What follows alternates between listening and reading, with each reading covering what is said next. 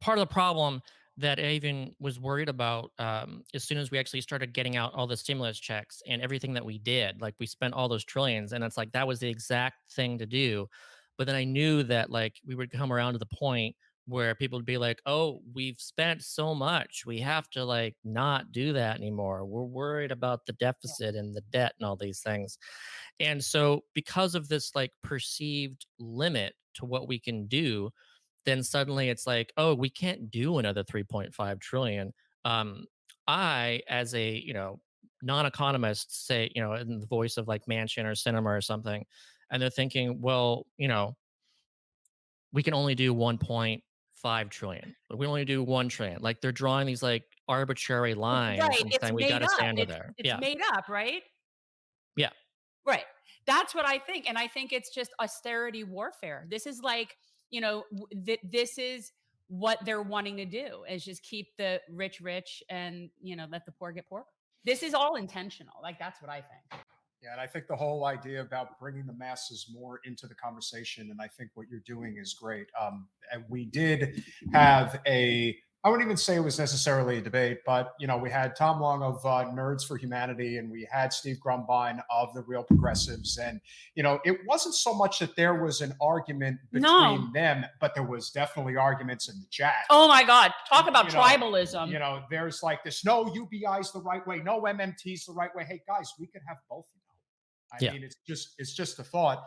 And I think this is honestly a great transition right into it about what Andrew's doing. He was on the podcast the other day. The biggest obstacle, I think, to really having this coalition that could turn into a new political party is credibility. And I think Andrew has it in spades. I think he is a very solid leader. And I think the idea of really focusing on these types of coalitions, hey, you support MMT? Well, the Forward Party is going to support that. You support UBI? The Forward Party is going to support that. And we are not going to be a corporate party like the other two are. What are your thoughts on where things stand right now and how you see the trajectory of the Forward Party as we attempt to build these coalitions like an MMT and UBI marriage, if you will? So the thing about the forward party that I think is important is that it's trying to mobilize and organize people around very necessary democracy reforms. And this is something that Yang learned through experience of the process, is thinking that, even if you have really popular programs like Medicare for all, like universal basic income, even we're seeing this right now with like the giant reconciliation bill and all the things in it, and the things that are really popular and the things that are like being pushed out of it, even though it's extremely popular. Like how is it that we can, get Medicare uh, pricing, pushed out as far as the ability to negotiate that pricing. Like these things that are really popular are not passing. So you can't just run on popular things. And that's what people need to understand, is that the system itself needs to be changed. There needs to be reforms made. And so the challenge there too is that you can't do this in a partisan way. At least I feel that if you were to go about that way, then you're just going to have the partisan pushback response, and then you're going to have a polarized issue around democracy reforms. And I feel that we're already seeing that. I was like really worried about this happening when, as soon as Trump lost and he started pushing this, like, oh, the thing that Republicans need to do now is, get rid of mail-in voting and get rid of, he was focusing on democracy reforms in the other way, and before that it was bipartisan. So that's a real challenge, is to get people to think outside of their partisan tribes and both agree on the fact that we do need to make these reforms that are completely nonpartisan, that we need to do things like open primaries, like ranked choice voting, like we need to do things like, public matching of funds for so that people, smaller donors, can be amplified to donate against, the crowd out this big money, things like democracy vouchers. I'm a huge fan of things like the Fair Representation Act, as far as like saying, look, we need to end gerrymandering. So we can't just say let's do independent redistricting. Let's actually remove the ability to even gerrymander by saying, let's actually split states up into multiple representative districts and then use ranked choice voting to actually achieve proportional representation. Like these kinds of things would improve the way our democracy works. And that would be beneficial to both parties as long as both parties are pushing ideas that are popular. You know, That's and therein lies the problem. So yeah. we know, like, this is what I've said for a long time. We know we're in a completely non-functioning republic when you could pick any popular issue. It could Medicare for all, it could be anything. And you have the majority of people that vastly support it. Both parties, even. There's so many issues, and yet it doesn't happen. That's a broken republic. And it's because we have people that are elected by like 1% of the country when it comes down to who votes, whose votes are suppressed, how it all, like, the amount of people that show up and vote is the biggest problem. And so very few people are electing people and then they're just sitting there forever. Yeah, although I'd also say too that I don't want to blame the voters because really there's just so much of like the system that's involved in that. Oh yeah. Like there, if you if you feel that the system isn't responsive, then you're not going to vote, or you're going to be made hyper partisan, and it's just going to be kind of this extreme reaction. And we have to create the incentives so that people actually work together, that it makes sense for it to be bipartisanship in Congress. Like right now it doesn't make sense because if you do that you're going to be outed in the primary. And so like we have to actually create this system where people can work together, where it makes less sense to be partisan, and where it makes more sense to work together both across party lines and with your entire constituency. Like that's the thing that I really like about multi-representative districts is that then instead of me only being represented by one person who happens to be a Democrat right now, then I could actually be represented by say another say a Republican and a Democrat, or even like a Republican, a Democrat, and an independent, or a Green Party, or something like that, depending on how my larger district votes. And I think that when you have multiple people in the same districts, you're going to have more people working together because they're actually working together.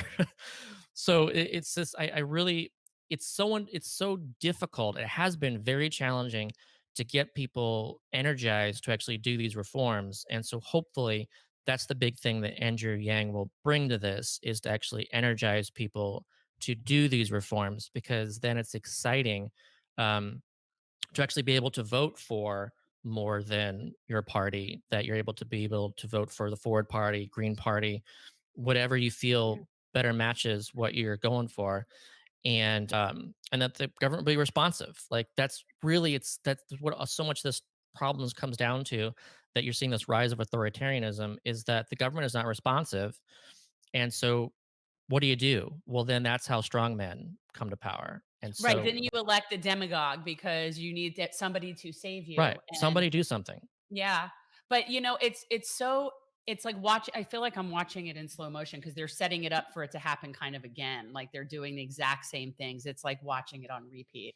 Do you get that feeling? What are the lessons you think can Yeah. be taken from what happened last night? It's Obviously, gonna be a uh, beating in 22 for the Dems yeah, is it's what I got get. and even the response today, Scott, the way that the Democratic establishment I'm so tried not to pleased.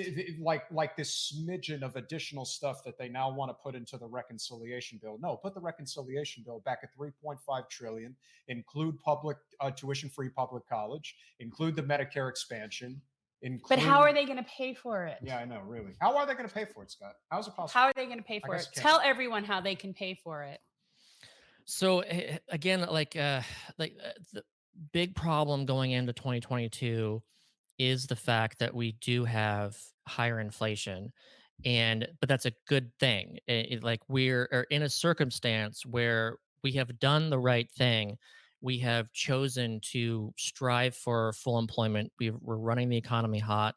We're making sure that demand has been sustained, and by doing that, we can actually focus on supply chains and focus on making sure that the labor market's improved, that for the first time, workers have bargaining power to a degree that we haven't seen in decades.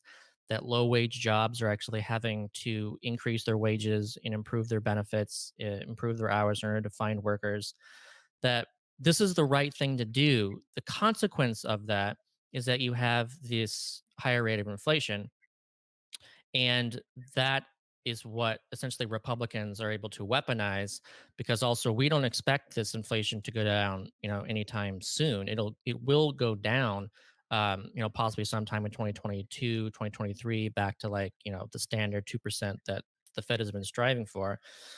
Um, but the Republicans are going to continue to say, "Oh, look at inflation. Look at this is why we can't do anything. This is why the Democrats have messed up, and this is why we can't spend any more." And so the fact that people misunderstand how money works and how inflation works is helping Republicans to get what they want. That's like the big challenge here, is that, by using the filibuster, by stopping anything from happening, by claiming that there's nothing to be done, that by crying out at inflation and fears about hyperinflation, then people are going to be afraid, and they're going to say, "Oh, well, we can't do this. Like, I really think that we should do these things, that they're popular, but we just can't. Look at what it's doing. It's making prices more expensive, and so we need to vote for Republicans instead." And that's it's a real danger and a real trap.